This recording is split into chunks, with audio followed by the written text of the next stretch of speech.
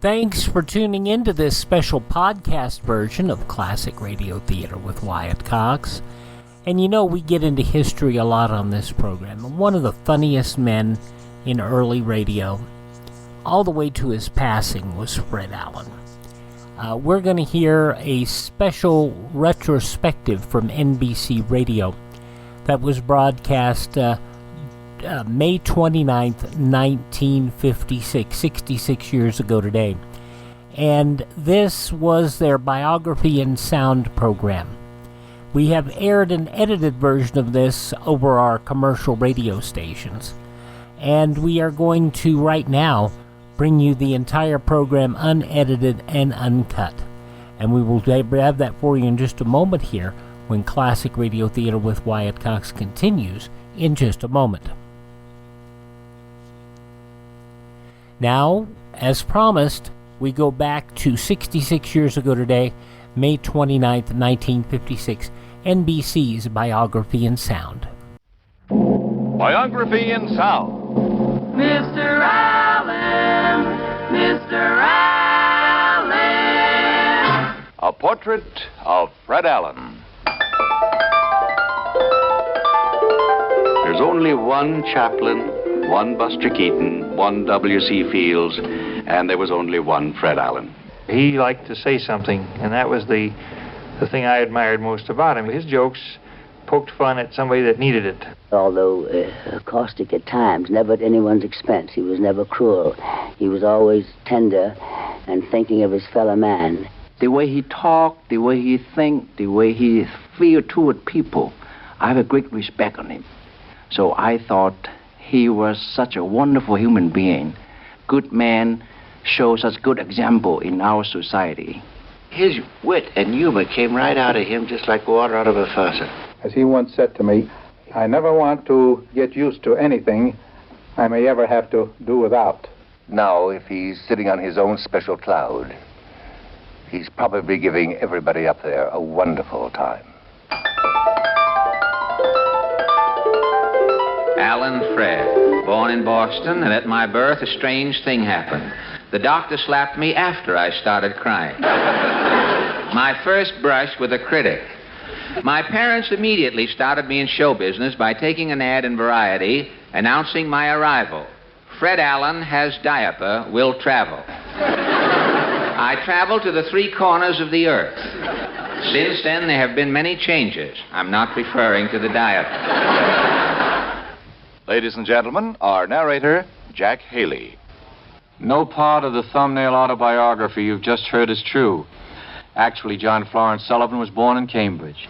His father was a bookbinder in the Boston Public Library, and there, too, Fred found work as a stack boy while still attending public school in Cambridge.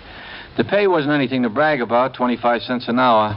The most important is the fact that one day in the stacks, Fred found a book on juggling. Fred began to practice juggling with cigar boxes, rubber balls, and oranges, and while still a youngster, was appearing on amateur nights in the local vaudeville houses. Benny Drone, then a professional vaudevillian, recalls Fred as a youngster. He was sort of a pimply-faced kid, very thin, always looked undernourished. I guess he was. He was fatherless and motherless. A couple of maiden aunts raised him. While still in his teens, Fred appeared as an amateur juggler, wherever he could find a stage to work on and an audience to play to. Whenever he could, Fred returned to Boston University to study, but most of the time he was on the road. He was not a good juggler, and once, when someone in the audience heckled him about it, he replied with a spontaneously funny remark that was far more entertaining than his juggling. As time passed, his juggling became merely an excuse for his coming on stage. What kept him there, and what kept the audience with him, was his dry, witty patter. I had a room, it was so small, it had removable doorknobs. If you wanted to bend over in your room, you could take off the doorknob just in case. At Mrs. Brown's, when you took a bath, you had to keep singing. There was no lock on the bathroom door. Billed as the world's worst juggler, Fred played in vaudeville houses all over the country. It was on a booking abroad that Fred met his devoted friend, Uncle Jim Hawkins. We were in Australia together, in 1915. And he was playing over there on one circuit, and I was playing with my wife on another circuit. And that was when he was a kid, you know, struggling. But even in those days, he was so far ahead of us, who had 5, 6, 8, 10 years on him in the comedy department and everything else. He was way ahead of us. And nobody helped Fred Allen but Fred Allen. Don't ever let anybody tell you that they helped him, because that marvelous creative mind of his is what did everything. While he was in Australia, Fred's path crossed with that of his old friend, Doc Rockwell. The people there are very provincial, and they looked on these American actors. We wore different clothes, and they'd run down the streets hoo-hooing and laughing and booing in the theaters. And the ordeal until you finally got through and out of there was terrific. And Fred had quite a little device to annoy the people in the hotels, the hotel proprietors. He made out of rubber, little sheets of rubber. He cut small little things that looked like footprints and made little rubber stamps out of them. And in the hotel, going from the lavatory, the wash bowl, to the bathtub, he would have these little series of footprints that would come out and go over as if they had disappeared down the drain. The life of a vaudevillian was never an easy one, but for Fred, it was especially hard for a very special reason. Uncle Jim Hawkins. Fred was canceled, not because he didn't do a good act, but because he wasn't understood. The manager would call up and say, I hate to cancel this kid. I laughed like the dickens. The musicians laughed, the stagehands laughed, but our audience didn't know what he was doing, you see? And as I say, in those days, we'd say to him, look, why don't you try this? You know, you hate to see a kid canceled so many times. You'd say, well, why don't you take some old gags and dish them off a plate, you know, and let the audience in on some of it so they can get a few. He says, no, there must be some intelligent people in this world, and I'm going to hew to that line until I find them. Now, these are days when it took a lot of courage to do that, because don't forget, they were hungry days. They were short dollar days. Fred was born John Florence Sullivan. In vaudeville, he was known variously as Paul Huckle, Fred St. James, and Freddie James. How he became known as Fred Allen is told by Benny Drone. He was up in a booking office. A fellow by the name of Edgar Allen used to book the Fox circuit around New York, and he was looking for work, and the guy says, what do you do? He says, I juggle. He says, go right down to the 14th Street Theater, the Fox Theater down there, and get your stuff down there, and you'll be able to go on for the rest of the day, and it's a split week. You'll get the 3 days' pay. So after he left, the man at the theater called up and said, what's this fellow's name he's sending down? Because we'd like to put his name out with the rest of the vaudeville bill in front of the theater. And this fella, Edgar Allen, said his name is Edgar Allen. And the fellow on the other side thought he said Fred Allen, so out went Fred Allen, and from then on he was known as Fred Allen. Fred made his Broadway bow in the passing show of 1922. Later he appeared in Greenwich Village Follies, Three's a Crowd, and The Little Show. Appearing with him in The Little Show were Libby Holman and Clifton Webb. The first time I ever met Fred was on the stage of the Music Box Theater. We were called there for a reading of the various sketches. And from the moment I met him, I realized that this was a very generous, sympathetic, wonderful man. We'd played the show for a year in New York, and Fred became a great, great success. Perhaps one reason for Fred's success is that he was always dedicated to his work. He was an actor of the old school, you know, a comedian with a fine intellect. George Jessel. His talents would have stood up in the days of Raymond Hitchcock, Nat Goodwin, Willie Collier, and Julius Tannen on the stage. And the lecture halls, he would have ably held his own with any Will Rogers, Peter Finlay Dunn, and all the other giants of a more literate age. And as I think of him now, I think that Fred would have been more appreciated in the days of swirling capes and low bows. Another longtime friend and admirer of Fred's is John Royal. While many actors were playing the horses or the nightclubs, Fred would be in his dressing room playing the typewriter one finger, either writing for himself or writing for some other artists not so well off who needed some material. He never became competitive with people. Fred never kicked about billing. He never kicked about dressing rooms. All he wanted was a space in one where he could go out and work. Fred never was vicious. Fred found happiness in his work on the stage, but he found an even greater happiness in a person he met there. Fred and Portland were married on May 4th, 1927. It was an extraordinarily happy marriage. And this wonderful woman, she was a great inspiration to Fred, everything he did. Uncle Jim Hawkins. Because he respected her so much. When he would write hour after hour at any time in the morning, she was with him, always. All night when he'd be writing, and she would set the time for him to take the walks. When she'd say, that's enough, let's take a walk, he would drop everything. There was never any such thing as a squabble in that family, and there was no one ever as married as they were, because they were always together everywhere, no matter where they went. He went nowhere without her, and the same with Portland. She never went anywhere without him. And if they walked down the street and holding hands, you know, it wasn't any silly holding hands. It was a beautiful bond between two people that the average person today with this crazy way of living doesn't understand. In the spring of 1932, after a 2-year run on the little show, Fred closed on Broadway. On October 23rd of that year, he appeared in his first radio show. This is Roger White, Fred Allen's producer in the days of the Laugh Club.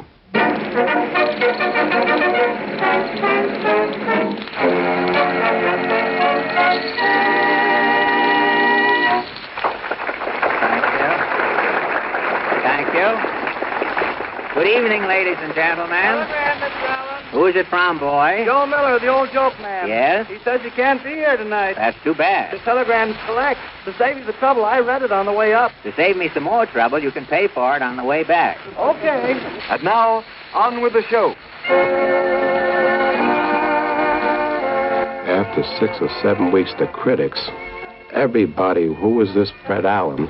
That's what really started him. All the radio critics just wanted to know who Fred Allen was. From there on, he really started to rise. He had nothing else in the world on his mind but show business.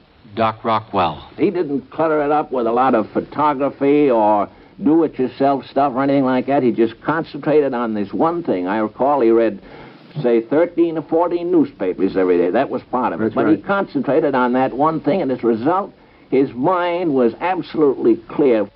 His programs were called at various times the Salad Bowl Review, the Hour of Smiles, which in 1934 became the popular Town Hall Tonight.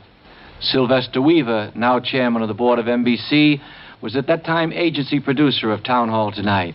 Mr. Weaver.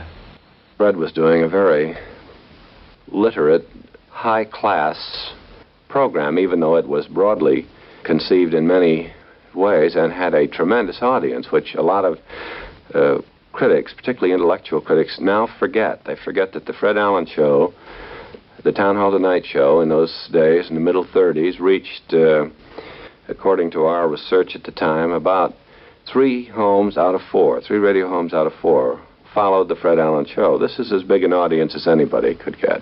Town Hall Tonight!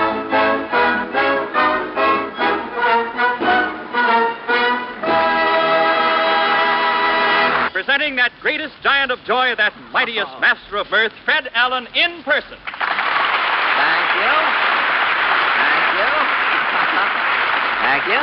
I think Tiny's a little free with his adjectives tonight, but I'll try to live up to as much of it as I can.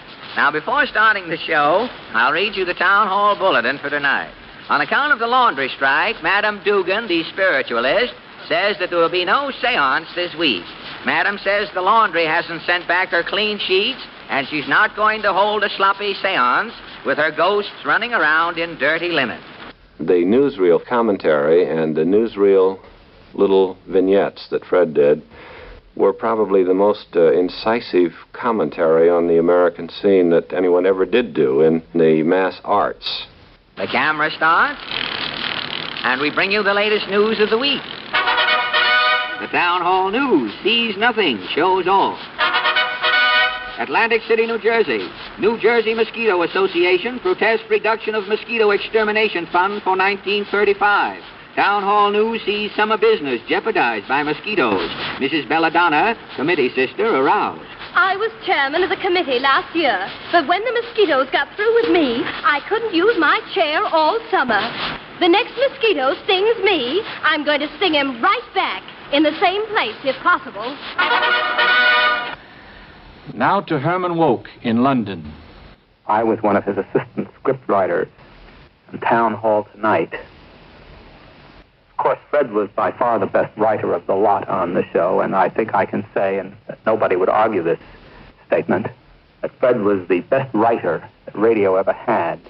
He was an original humorist of the first quality, and the purpose of having youngsters like myself around was simply to eke out the sheer volume of the material.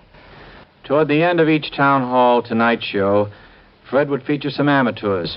It didn't matter much what their talent was. What made it so wonderful was Fred's ad-lib interviews with these people. It was one of these amateurs who was the cause of one of the classic feuds of show business. Fred had a boy violinist on the show. He was 10 years old, and he played the B. And when he got through with the number, he said to him, he asked this boy, he said, how old are you? And the boy says, 10. He says, 10 years old, and you played the B so well. He says, Jack Benny ought to be ashamed of himself. And that's all he said. And he probably said that knowing that I was listening to his show just to make me laugh.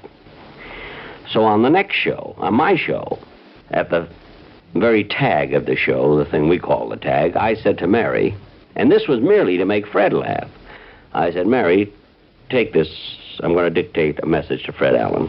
I want you to mail it for me. Say, Dear Fred, when I was 10 years old, I could play the B too. Well, the next week, Fred had some stooges on who were supposed to have known me in Waukegan, Illinois, to prove that I couldn't play the B when I was 10 years old. The following week on my show, I brought people on from Waukegan who said I could play the B when I was 10 years old. And before we knew it, we were into the darndest feud you have ever seen, which was very funny. And the strange part of it is, I can safely say from 6 to 8 months with this feud, before we even called each other on the phone about it. Jack, don't get excited. Look, if you're cheap, you're cheap. That's the way I look at it. Some people save asparagus ends. It's a hobby. My hobby is not spending. I hate to get these big laughs on your program. Probably the most satisfying event to Fred in the whole wonderful feud was the night he stole Benny's breeches. Now, wait a minute. An expert operating the Hoffman pressing machine will press your trousers. Now, wait! Take as fast as you can, soft boy.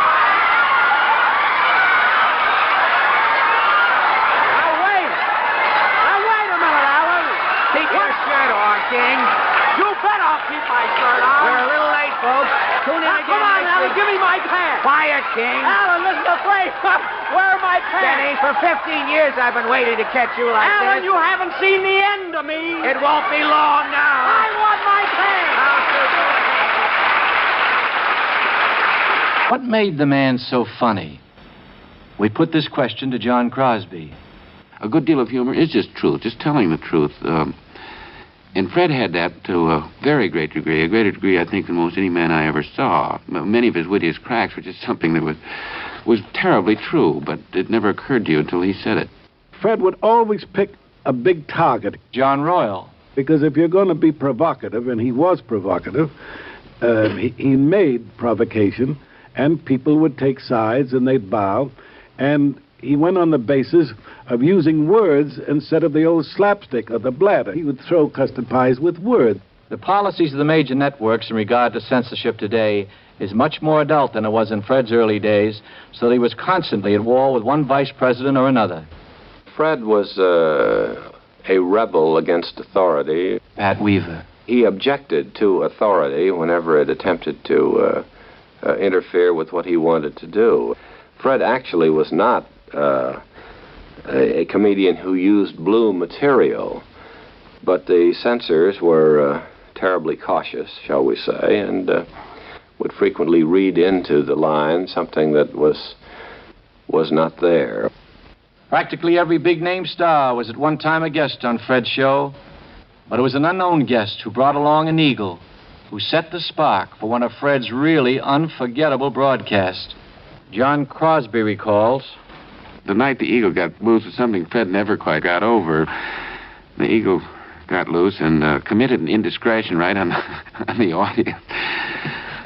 There were roars of laughter. Whether this really meant anything to the radio audience or not, I don't know, but they kept kidding about it for weeks and weeks later. Well, it was a very large studio, and the eagle was bald-headed, as the American national bird is, but he became excited, and then flying from the stage to the rear balcony, his feathers flew. Needless to say, there have been no more eagles in studio. The eagle has finally come to life.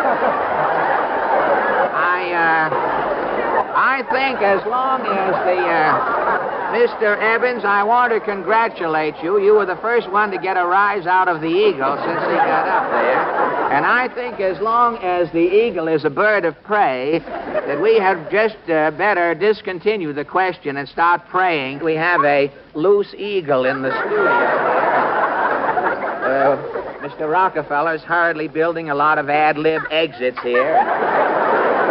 So much time has been taken up with the Captain Knight around there with a pound of hamburger. Tried to get... Captain Knight was back there with a minute steak a little while ago, but it was too well done, and the eagle sent it back. Now, he just arrived with the proper steak, and I can assure you that Captain Knight has the eagle or vice versa. Show business made Fred Allen a rich man, but he remained, throughout his life, a man of simple taste and modest habit. Twice a day, Fred used to stop at a newsstand at the corner of 57th and 7th Avenue and visit with newsboy Stanley Truklinski. He did so much for so many people that so few knew really about.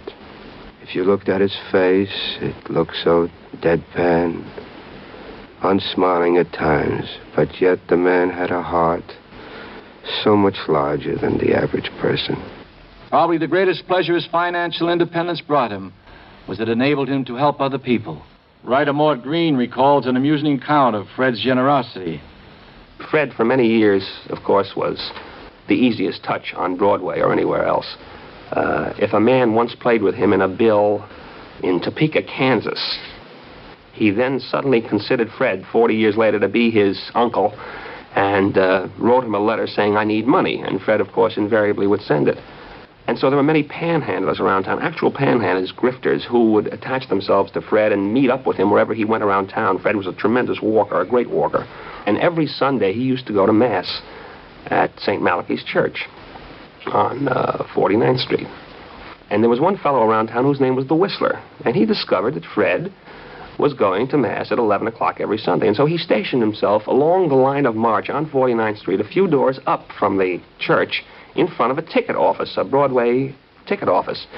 And every Sunday when Fred would come by, he would say, "Hello, Fred," and Fred would say, "Hello, Whistler," and hand him $2. And this went on for a long time. As a matter of fact, it became such a routine that the Whistler got himself a little job in the ticket office running tickets for them. And one Sunday, Fred showed up, and there was no Whistler. And he looked into the ticket office, and one of the men from the ticket office came running out and said, "Fred, oh, Mr. Allen." He said, "Yes." He says, "Where's the Whistler?" And the man said, "Well, today was his birthday, so he took the day off. Would you give me the $2 for him?" And Fred said, yes, I would. And he handed him the $2 and started away. And then as an afterthought, he came back and he said, "Oh, by the way," said Fred, "would you tell the Whistler that I'm going to the coast for 8 weeks? He says, here's $16 and I'll see him when I get back." John Crosby. He was always a target for out-of-work actors, and he used to carry, I remember, 3 or 4 different bundles of money, and he knew where the $5 bills and the $10 bills and the $1 bills were. He was a constructive giver, too. He wasn't a soft touch. He was an understandable touch. Uncle Jim Hawkins. Here's what you call constructive help. Fella come up and he says, "Jim, could I see Fred?" Well, now, he's an old-timer, you know, a fella about 50. And, well, he says, "Tell you the truth, they're going to put the slug in the lock over at that flea bag that I'm living at over at 8th Avenue. He said, if I don't get $30, he says, I'll be carrying the banner, you know. Well, I says, one thing before I ask him now. Did you ever play on the bill with Fred? Oh, he says, 30-some years ago, but he wouldn't remember, Jim. I says, wait here a minute. I went in, Fred was busy writing, and I said, listen, do you ever remember an act named so-and-so and so-and-so? Oh, yes, Jim, yes. Gee, that was 30-some years. You know, he had the marvelous faculty of being able to reach into that pigeonhole and bringing that out.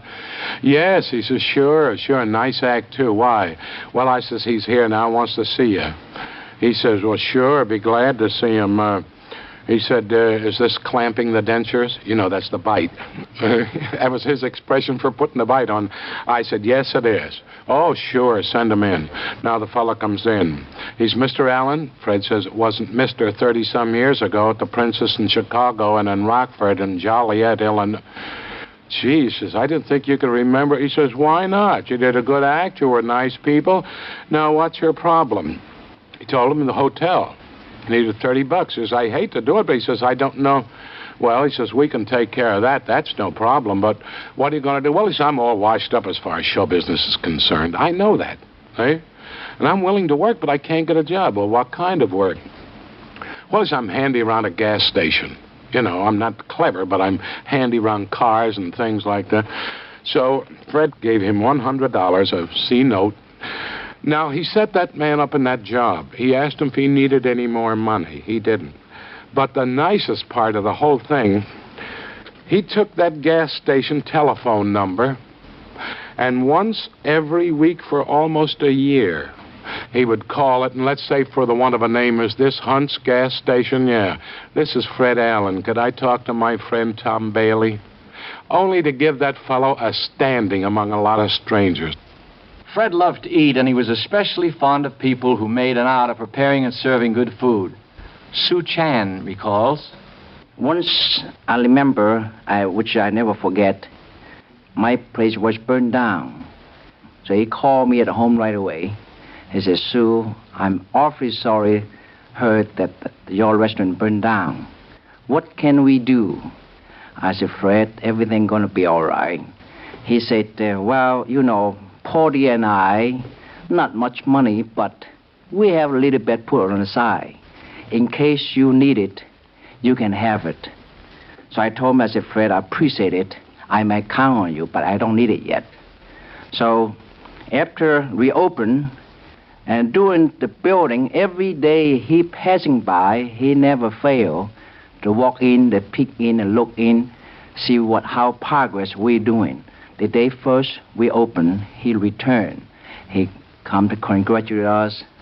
This kind of thought and helpful and thinking toward people, I doubted very many that we able to find today.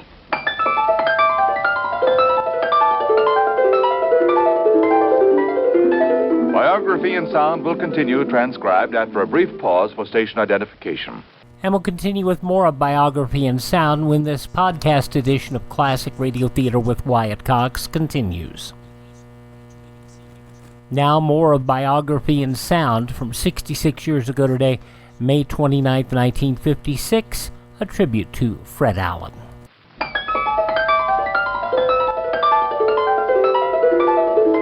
A Portrait of Fred Allen continues. Our narrator, Jack Haley. Fred once said if he could choose some other profession, he would have become a writer. But he was a writer, a good one, as Harry Von Zell points out. His ability to so delicately exaggerate and satirize commonplace characters everyone knows or has known resulted in many lasting creations. One could not forget such people as the leather-lunged, flagrant political orator of the South, Senator Claghorn. They heard this character that later he named Senator Claghorn, which of course made him famous more than anything else. The fact that Fred named him and wrote the material for him. Kenny Delmar, sometimes better known as Senator Claghorn. Fred Allen spent a great deal of time over each character portrayal or delineation in the writing of it. And when it came time to be done on the air, he never once gave the slightest kind of reading to follow. He felt that you were hired for the job, and he had confidence enough in you and in your interpretation that he never, as many directors will do, give you a different angle or a different idea or a different perception of what he meant. He expected you to know, and whether he was dissatisfied or not, you were never aware of it. In other words, Fred Allen was never, in the sense that we come to think of it now, a boss. He was always a friend. And, of course, this made his shows and his rehearsals the most unusual, the most dignified. Another member of the Alley, Alan Reed, who played Falstaff Openshaw. It was a wonderful device that Fred created, Allen's Alley. He always based his humor on current events, on topical things, which is why he was able to last so long and maintain so high a standard. He didn't have to dig in joke files and find jokes. He made his own jokes about things that were happening. Well, Portland, here we are back in Allen's Alley. Say, the senator's home tonight. His hound dog is curled up there under the porch. See it? Somebody now. Yes, I know. Claghorn's the name, Senator Claghorn. I know. You're from Dixie. When I eat crackers in bed, I only eat Georgia crackers. Now, wait a minute. When I leave New York, I always take the South Ferry. Now, wait a look. Way down upon the Swanee River. Look, you're a little... I'm singing Swanee song. Well, I know what you're singing. Show some reverence, son. Kneel down and uncover. Now, wait a minute. Now, I wonder how Titus Moody is doing. Howdy, Bob. You're starting to sound like Dennis Day, Titus. Tell me, Mr. Moody, do you have any trouble sleeping? I only half sleep. Half sleep? I got short eyelids. Well, are you the only one awake on the farm? My cow had insomnia. Your cow didn't sleep at all? The bags under her eyes were so big, I didn't know which end to milk. You were confused, eh? Yeah. First time I milked the wrong end and got 2 buckets full of homogenized tears.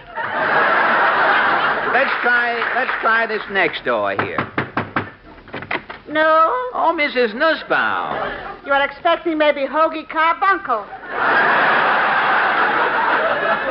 Tell me, Mrs. N, do you have trouble sleeping? Who could sleep? Every night with his dreaming, my husband Pierre is waking me up. He dreams, huh? Always his different things. Dreams these different things? How do you mean? One night Pierre is dreaming he is the lone stranger. Yeah?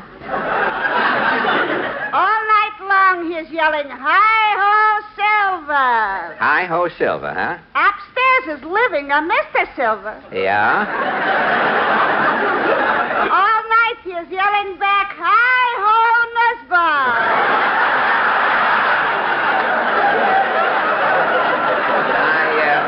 Hi, buddy. Here, now, what's on the hot road? It was there. Oh, how do you do? Ajax Cassidy. What is that green flag with the gold harp on it, Ajax? Erin Govra. You mean you're celebrating? Haven't you heard the news, you heathen infidel? Ireland is free. Have you been celebrating all week? Me boy, as soon as word reached Kerrigan's, we all drank a toast to the Republic. Yes. Then we drank a toast to Eamon de Valera. Yes. Next, a toast to King George. Yes. Then a toast to Martin Downey. Yes.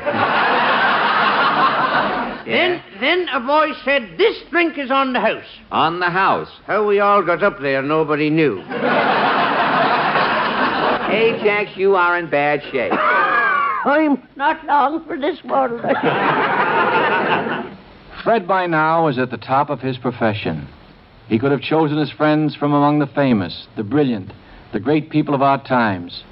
More often he chose his friends for their own personal worth, as restaurateur Max Asness recalls. There are some people, when they get on the top, they get so dizzy, and they look on people when they are not as successful as they are, and they look down on them. But Fred was a type that nobody was ever too small for him. He was never too big for anybody. He used to come in my place, and when he used to come in, you know, there are some people want privacy. He loved people, and that's the reason people loved him. He used to come in my place, he used to eat turkey and matches and orange juice. He was a good citizen, a good showman, and a good friend.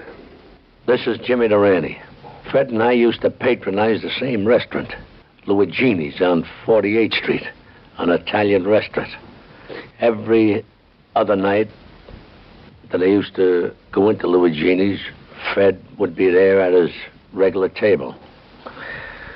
So one night, he said, Jim, he says, come on in the kitchen with me. He says, I'm going to cook my own macaroni. So he goes into the kitchen.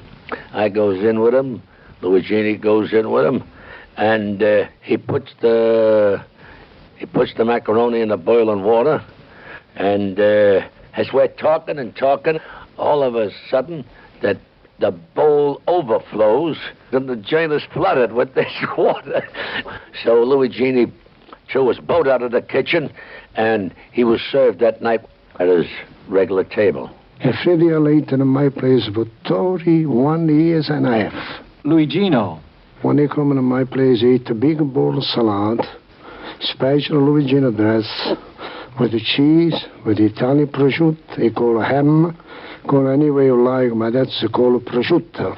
Now, next plate, he eat the Freddy it's a big plate of spaghetti. A plenty garlic. All my place is smell garlic. I don't say stink, it's my smell garlic, and here, plenty. Oh, yes, my place is smell nice, you know. Oh, yes.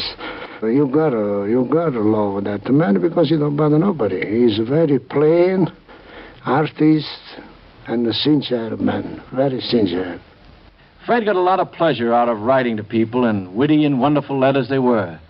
Dennis Day. When anyone received a letter from Fred Allen out here on the coast, it was like getting a first edition.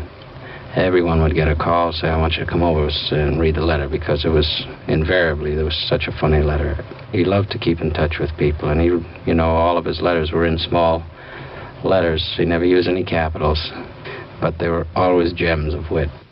Yes, and gems of wit they were. Goodman Ace. It was in one of the many acerbic letters I got from Fred when I was in Hollywood that he wrote his now famous description of the West Coast. California, he said, is a wonderful place to live if you happen to be an orange.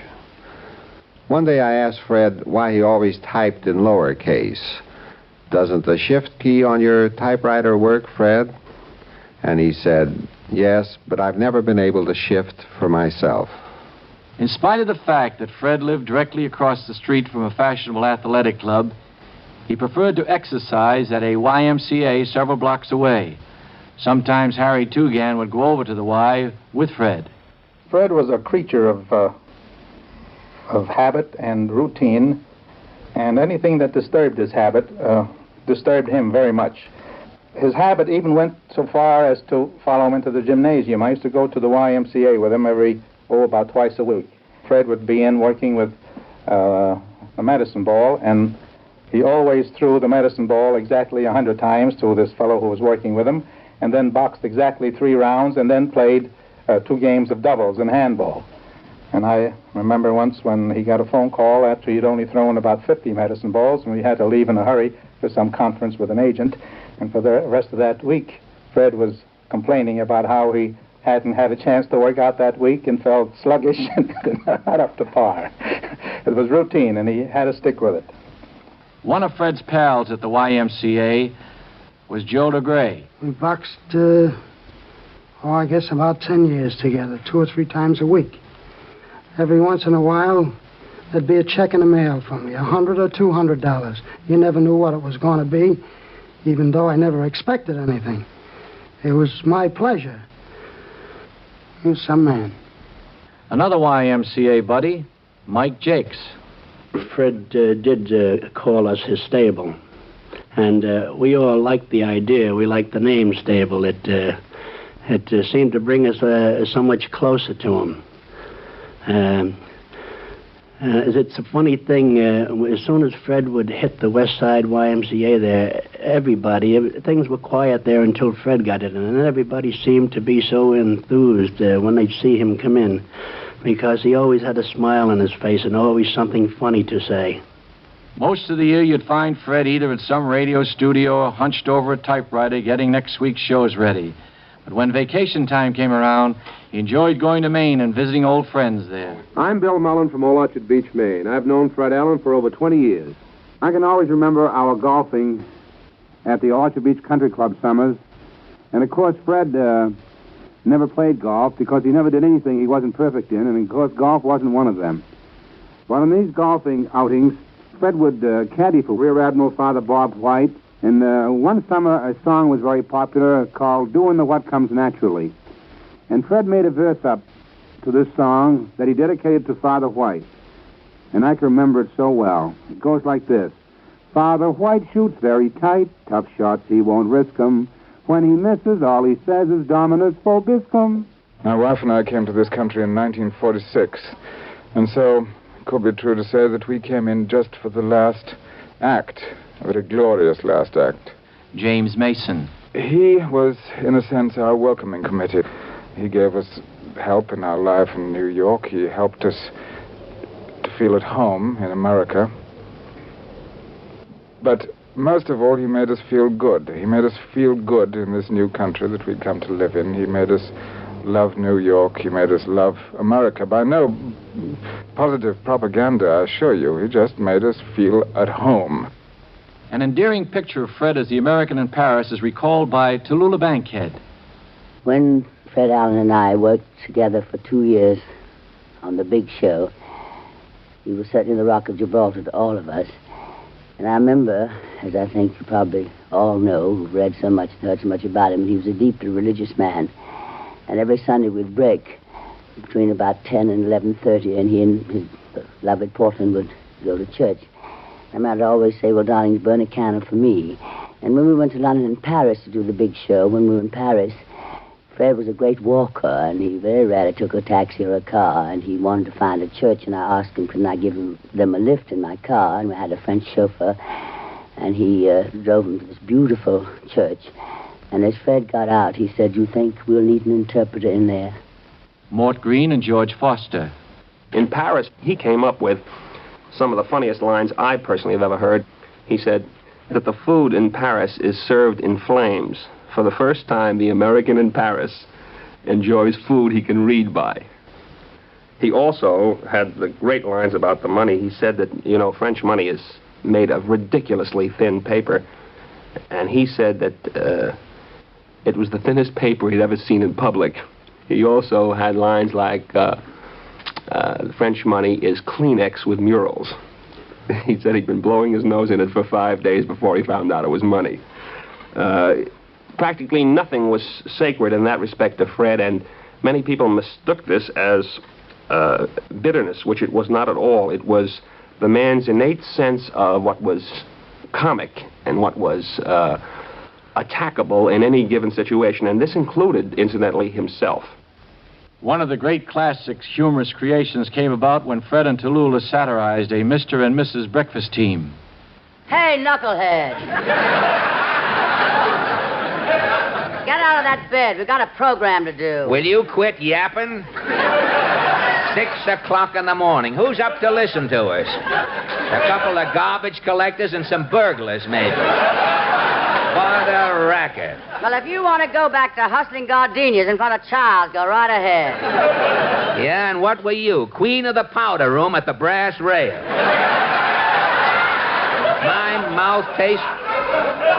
My mouth tastes like a sandhog just pulled his foot out of it. Kid, I'm sleepy. Well, why don't you stay home some night and try sleeping? Sleeping on that Pasternak Pussy Willow mattress? Pussy Willow. It's stuffed with cat hair. Every time I lie down on that cat hair, my back arches. Oh, stop beefing. Here's your coffee. Well, it's about time. What are you trying to do, poison me? It's that Maquista's Vita Fresh coffee. It won't kill you. It won't, eh? Why do you think the government makes them put that skull and crossbones on the can? Look at that. I spilled some on my vest. Oh, you're such a slob. Yeah. I'll get that bottle of little panther spot remover. You're not putting any of that atom juice on me. In 1955, Fred was awarded the Radio Pioneer's Citation for bringing to radio and television the finest traditions of the American stage for over 25 years. Fred Allen created characters of enduring and endearing quality. Who can forget his one long pan detective skit? Greetings and shalom alaikum, kiddy. Detective One Long Pan, Oriental Sam Spade on job. All right, Louis, drop the gun. Long Pan catching everyone. All right, Louis, drop the gun. Ho-ho, Long Pan, an exceptional voice tonight. Maybe catch some fan letter from Jackie Eigen. China, click of people. Duck soup for One Long Pan. You ling, Mr. Buffington? Chong. Long Pan. Ding Ho. Oh, Ding Ho. Sing Wu Fu, Sing Tong. Oh, hui phẳng linh lung mu gai pen. Mu gu gai pen. Oh, Ding Wu Fu. Hula ma. Chong, Long Pan go to school together. Hong Kong, you class 28. To the table down at Lom Fong.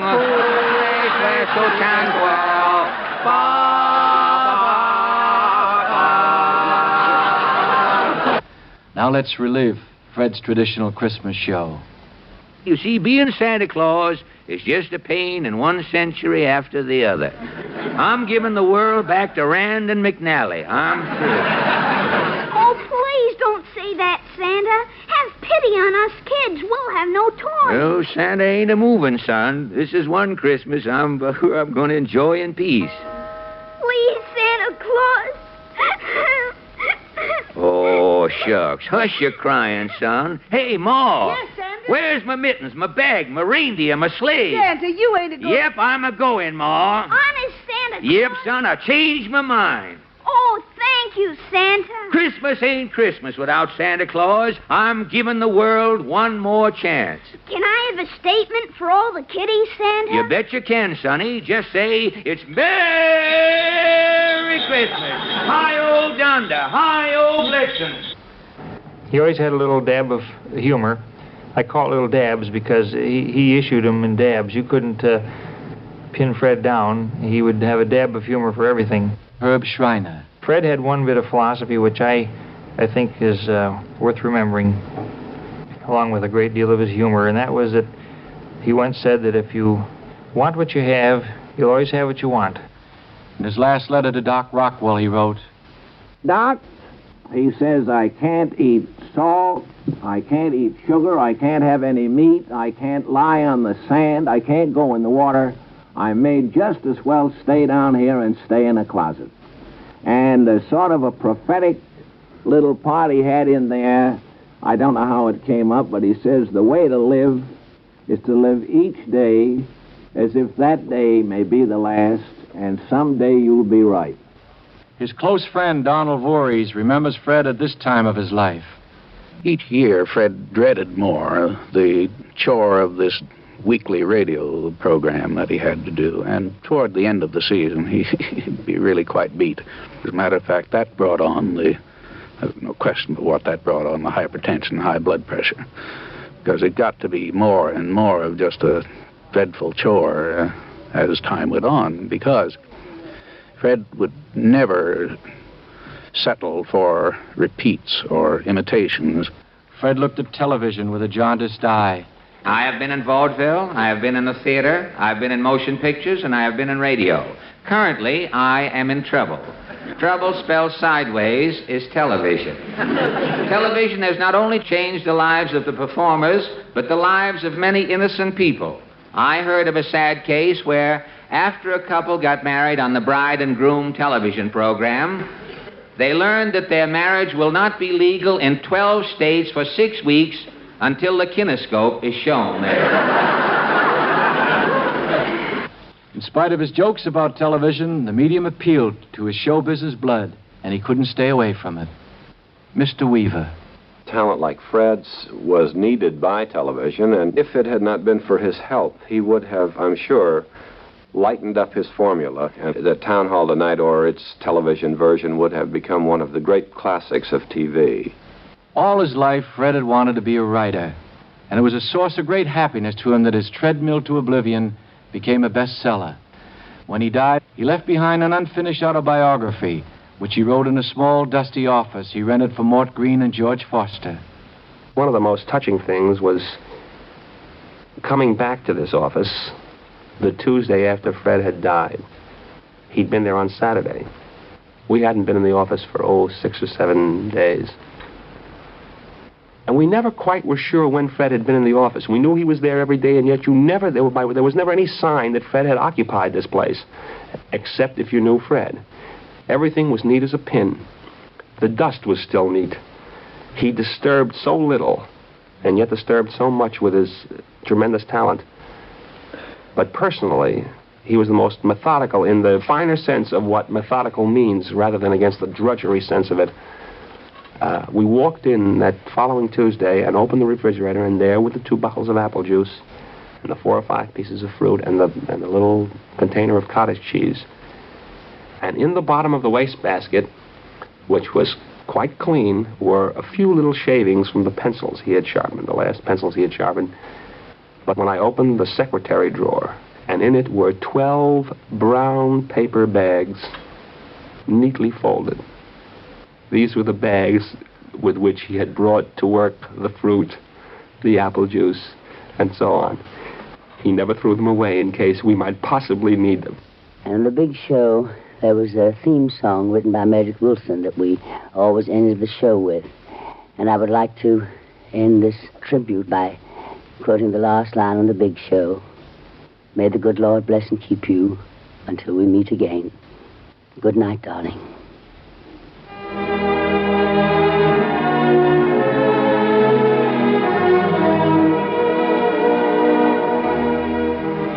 Ladies and gentlemen, His Eminence Francis Cardinal Spellman, Archbishop of New York.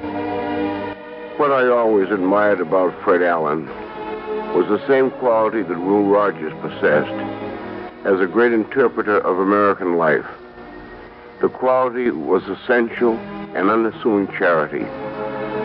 He loved and served his God and country well. He was kind and helpful to his neighbor, and his neighbor was every human being. He was ever ready in his help to those in need, and was especially loyal and generous to those of his own profession. His humor, universal and popular as it was, never was offensive. Fred was a truly religious man. He frequented the famed Actors Church, St. Malachy's, close to the glittering lights of Broadway. And in the midst of those lights, he lived his life publicly, but also quietly, as he humbly practiced his faith. Fred Allen loved life and lived it well, but was conscious that earthly life is a preparation for life eternal. He made his diagnosis of life and his prognosis of afterlife in the language of the theater. This is only the prologue here. The big show is up above.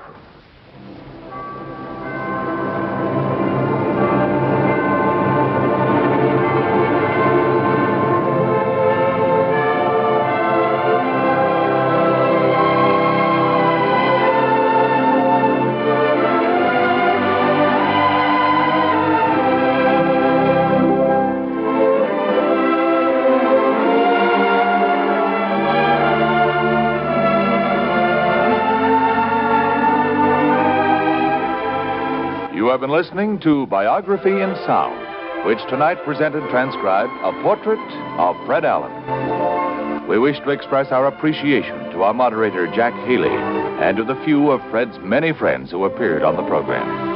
On the NBC staff, our thanks go to Earl Hamner, writer, Robert Wogan, director, and to the many who helped in its preparation. This is Ed Hurley. This has been an NBC Radio Network production.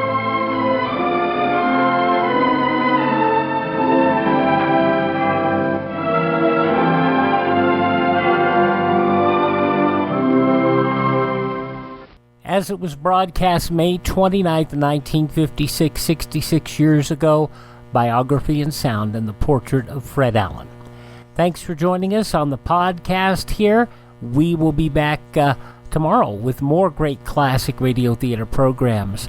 I'm Wyatt Cox, Classic Radio Theater with Wyatt Cox, and hope you will tell your favorite radio station they should get in touch with us, because we'll put this great stuff where you don't even have to use any data. Thanks for tuning in to Classic Radio Theater.